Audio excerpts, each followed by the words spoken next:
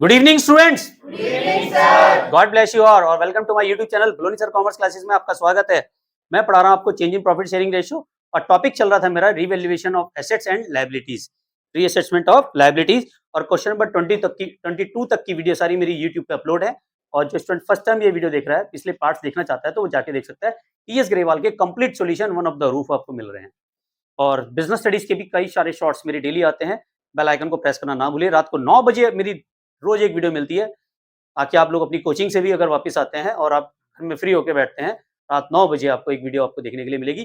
10 से 15 मिनट की होती है, ज़्यादा वीडियो नहीं होती, तो आप देख सकते हैं। ठीक है, स्टार्ट करते हैं। क्वेश्चन नंबर 23 में क्या है, रिवैल्यूएशन को एसेट्स और लायबिलिटीज में उसके दो केस बनते हैं। देखो, पहले अगर क्वेश्चन में ये कह रहा है कि रिवैल्यूएशन करो एसेट्स और लायबिलिटीज का, तो मैंने बताया था जो भी प्रॉफिट और लॉस आता है रिवैल्यूएशन का, या जो भी हमारे बिजनेस का लॉस हो रहा है, वो हम किस रेशो में बांटते हैं? ओल्ड रेशो में। किस रेशो में बांटते हैं? ओल्ड रेशो में बांटते हैं। ये तो समझ में आ गया। रिवैल्यूएशन का प्रॉफिट हो रहा है तो भी ओल्ड रेशो में बटेगा, लॉस हो रहा है तो भी ओल्ड रेशो में बटेगा।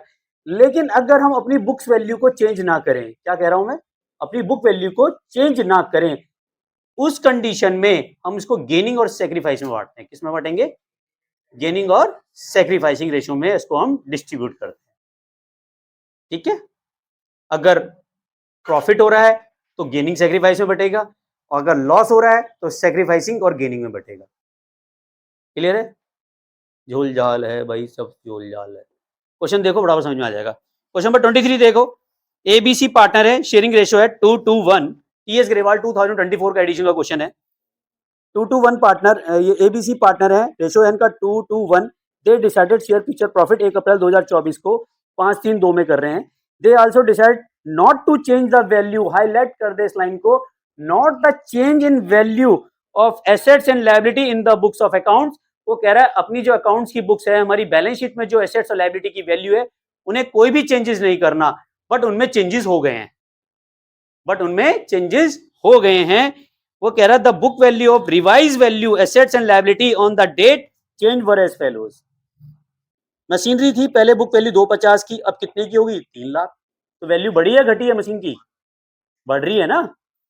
ऐसी कंप्यूटर की वैल्यू 2 लाख थी, 175 घट गई।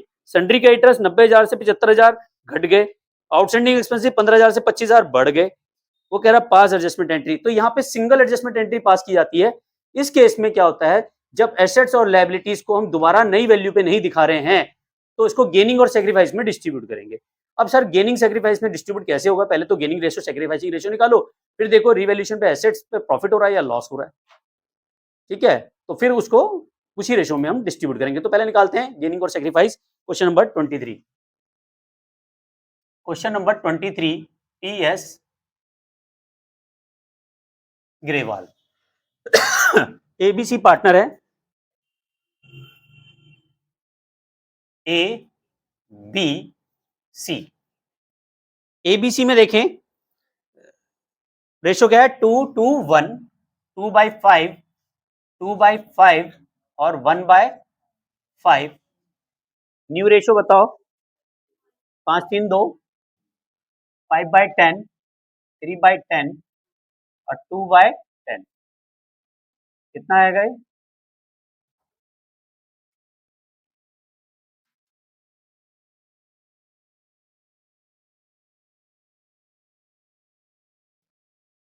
दस दूनी 20 और 5 बजे 25 माइनस का 5/50। ये क्या आ गया?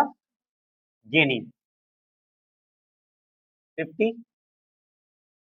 तो 20 माइनस 15 तो क्या आ गया?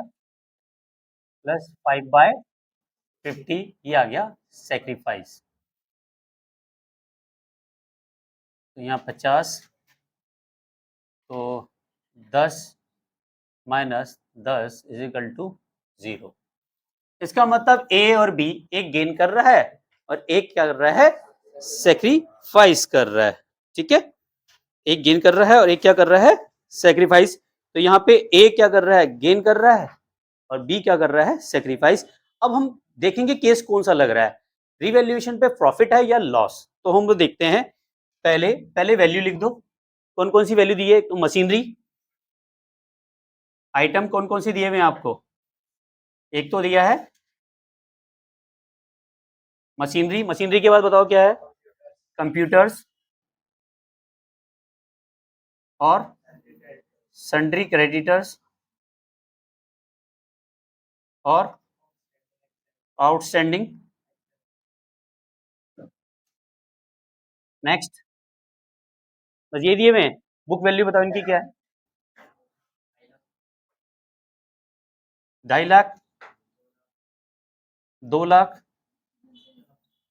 फिर 90,000, फिर 15,000। ठीक है। और रिवाइज वैल्यू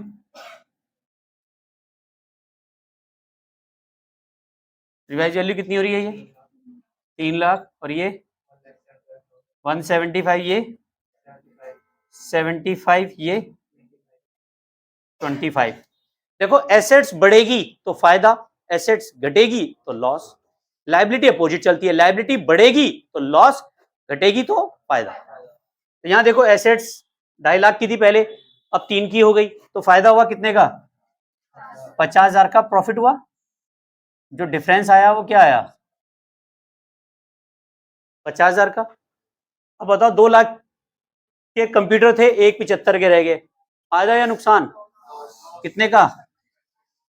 तो जब लॉस होगा तो ब्रैकेट में कर देना। 90,000 की लायबिलिटी थी पहले, घट गई 15,000 से, तो लायबिलिटी घटेगी तो प्रॉफिट होगा या लॉस? प्रॉफिट कितने का? 15,000 का। 15,000 के आउटस्टैंडिंग 25,000 के हो गए, बढ़ रहे हैं, लायबिलिटी बढ़ रही है, तो लॉस कितने का? 10,000। अब तो ये डिफरेंस निकालो, प्रॉफिट या लॉस। 50, 60, 65,000 तो प्लस के हैं और 35,000 माइनस के हैं। 30,000 का प्रॉफिट हुआ। 30,000 का क्या हो रहा है? प्रॉफिट। 30,000 का क्या हो रहा है हमें? प्रॉफिट।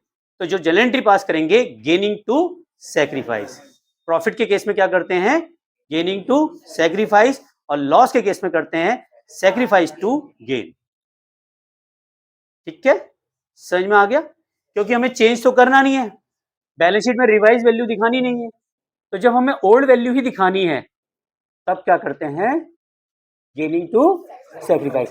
अच्छा, अगर क्वेश्चन में अगर रिवाइज वैल्यू दिखानी होती तब हम रिवैल्यूएशन के अकाउंट में सभी पार्टनर्स को बांट देते ओल्ड रेशियो में। ठीक है, तब हम बांटते रिवैल्यूएशन अकाउंट में ओल्ड रेशियो में। समझ में आ गया? लेकिन यहाँ पे ये कह रहा है कि बुक वैल्यू को चेंज नहीं करना है, तो अब जनरल एंट्री बना दो। जनरल एंट्री क्या बन जाएगी? A's capital account debit to B's capital account. तो 30,000 का निकालो, 5/50, तो ए का कितना आएगा?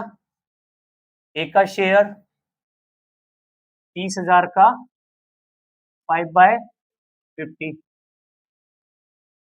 3,000, और बी का शेयर 30,000 का 5/50, ये भी 3,000।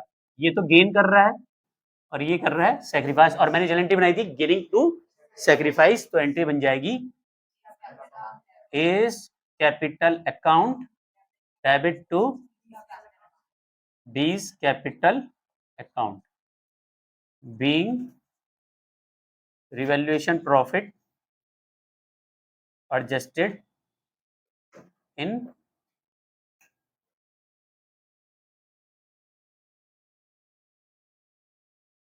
gaining and sacrifice ratio. I hope समझ में आ गया होगा। क्वेश्चन नंबर 23 में कहीं और किसी को कोई डाउट्स है? और सॉरी, अमाउंट लिखना भूल गया, 3,000 ही लिखनी है, हो जाती है ऐसी सिली मिस्टेक कई बार। और thank you very much. Online viewers का स्क्रीनशॉट जरूर ले लीजिए, और कहीं भी किसी को प्रॉब्लम्स आती है तो प्लीज कमेंट सेक्शन में जरूर लिखें, और एक वीडियो और बना के दूंगा मैं आपको जल्दी उसकी। और thank you very much, channel को लाइक सब्सक्राइब करने के लिए। मिलते हैं नेक्स्ट वीडियो में। Love you all, Vande Mataram, जय भारत।